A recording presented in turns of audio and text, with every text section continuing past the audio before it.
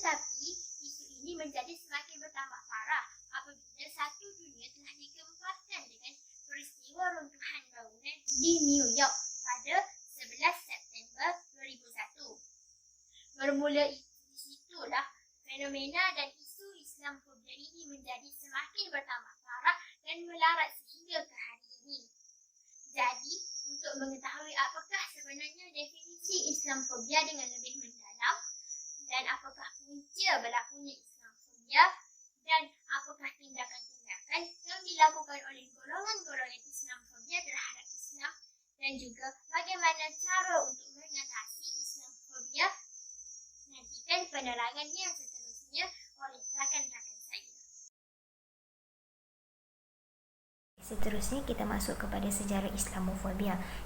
Sejarah Islamofobia ini wujud dalam sejarah dahulu yang melibatkan hubungan antara Kristian dengan Islam, yang mana keunggulan Islam tu dalam budaya, pengetahuan intelektual, sains teknologi dan kehebatan tertera berlangsung hampir 1000 tahun. Keunggulan Islam ni mula merosot apabila Eropah tu memasuki Renaissance, yang mana persepsi Eropah terhadap Islam tu berubah daripada ketakutan kepada kehinaan, yang boleh kita lihat pada tahun 11 September 2001, yang mana berlaku serangan pengganas Islam di Amerika Syarikat, dan pada tahun 2004 berlaku juga pengeboman kereta api di Madrid, dan pada tahun 2005 berlaku juga pengeboman pengangkutan awan di London, yang mengakibatkan meningkatnya Islamofobia di barat. Seterusnya negara Malaysia. Negara Malaysia ni seperti yang kita tahu, wujud pelbagai kaum iaitu Melayu, Cina, India, yang semua kaum tu hidup secara aman damai. Namun wujud rasa tidak suka antara satu sama lain, yang seperti yang boleh kita lihat dalam sejarah Malaysia, yang mana berlaku satu isu kontroversi yang dibangkitkan oleh orang bukan Islam. Sebagai contoh, semasa Malaysia itu dijadikan negara Islam, semasa pelaksanaan undang-undang Islam dan menggunakan perkataan Allah di kalangan orang bukan Islam, yang mana situasi-situasi tersebut menghala kepada Islamofobia. Antara kesan Islamofobia yang pertama ialah Islamofobia mampu memberi kesan kepada pembangunan sosioekonomi. Diskriminasi terhadap umat Islam dalam bidang pendidikan, tempat kerja, peluang pekerjaan, peluang perniagaan dan sebagainya juga memberikan impak yang sangat besar kepada kehidupan umat Islam, terutamanya kepada mereka yang tinggal di negara majoriti bukan Islam. Hak-hak asas kehidupan berpotensi untuk diketepikan dan akibatnya ia mampu mengganggu pembangunan sosioekonomi sesebuah negara. Sebagai contoh, negara miskin seperti Somalia, Afghanistan dan lain-lain akan kurang mendapat bantuan antarabangsa oleh kerana faktor Islamofobia ini. Kesan yang kedua ialah Islamofobia mampu memberi kesan terhadap mental dan fizikal seseorang. Menurut USA Today Gallup Poll melaporkan separuh daripada responden yang ditemu bual mengakui bahawa mereka berasa takut, gemetar dan tidak mahu berjiran dengan seseorang yang beragama Islam, dan ini menunjukkan keadaan mental yang terganggu kepada mereka yang mempunyai persepsi negatif dan ketakutan kepada Islam.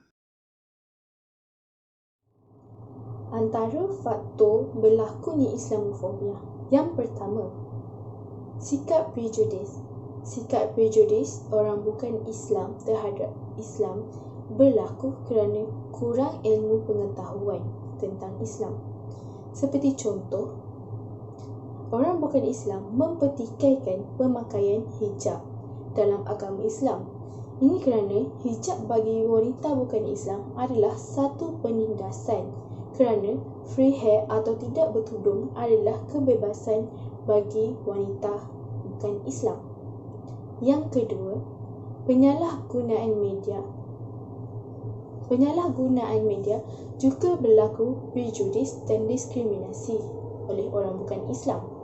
Seperti contoh, media barat telah melaporkan jenayah kebencian terhadap umat Islam. Ini disebabkan media barat berat sebelah dalam memberi liputan dan penjelasan tentang Islam.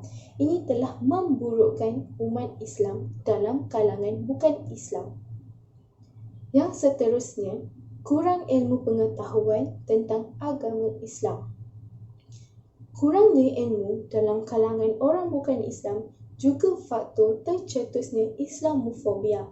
Contohnya, salah faham tentang syariah Islam seperti pembahagian harta pusaka dalam Islam.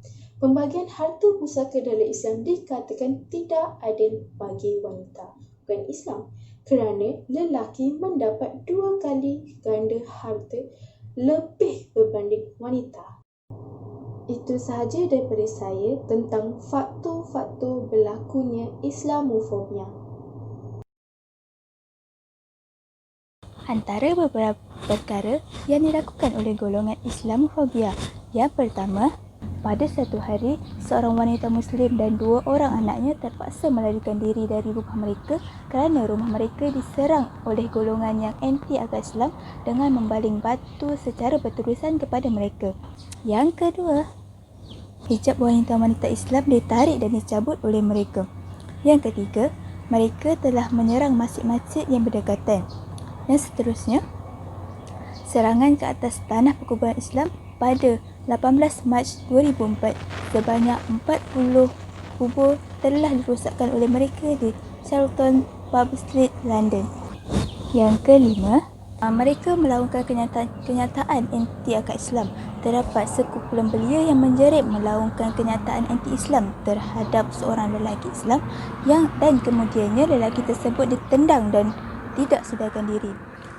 Yang keenam, mereka telah membakar Al-Quran sebanyak 9 bulan dari bulan September 2010 hingga bulan April 2011 di Amerika. Yang ketujuh, mereka telah membuat penerbitan kartun yang menghina Nabi Muhammad SAW. Dan yang terakhir sekali, mereka membuat protes dan demonstrasi di jalanan untuk menunjukkan ketidakpuashati mereka terhadap Islam. Cara mengatasi Islamofobia. Yang pertama, dengan menggunakan saluran media. Okey, baiklah, saluran media ni kita boleh menggunakan saluran media seperti berita ataupun dokumentari. Untuk dokumentari, kita boleh memaparkan tentang fakta-fakta yang sahih sahaja mengenai Islamofobia agar masyarakat di luar sana tahu dan dapat mengetahui serba sedikit maklumat tentang Islam. Okey, baiklah, yang kedua adalah dengan membina kefahaman. Membina kefahaman di sini bermaksud kita sebagai seorang Muslim menerangkan kepada masyarakat ataupun individu bukan Muslim tentang Islam. Yang ketiga, latihan. Okey, latihan ni dapat kita amalkan ataupun dapat kita aplikasikan seperti di sekolah ataupun lebih baik di sekolah lah, sebab kita terdapat pelbagai masyarakat ataupun kaum di sekolah seperti Cina, India dan Melayu. Jadi kita boleh menceritakan ataupun menerangkan serba sedikit tentang Islam. Baiklah, yang terakhir adalah penyelidikan. Penyelidikan ni kita boleh gunakan seperti institusi ataupun universiti, sebab institusi ataupun universiti ini merupakan satu platform yang agak besar. Jadi pesyarak ataupun mahasiswa ataupun mahasiswi boleh kaji ataupun selidik lebih lagi mengenai Islamofobia dan kita boleh sebarkan ke pelosok dunia. Apa yang dapat disimpulkan daripada isu Islamofobia ini adalah isu Islamofobia bukanlah perkara baru yang baru saja timbul pada alaf ini, tetapi ianya telah bermula pada awal penyebaran dan pemerintahan agama Islam lagi. Jadi kita sebagai umat Islam haruslah sentiasa berusaha untuk menghaki segala persepsi negatif dan pandangan negatif golongan-golongan bukan Islam terhadap kita, supaya kita dapat terus hidup dalam keadaan aman dan harmoni dalam sebuah komuniti dan masyarakat yang sejahtera. Sekian sahaja daripada kami. Assalamualaikum warahmatullahi wabarakatuh.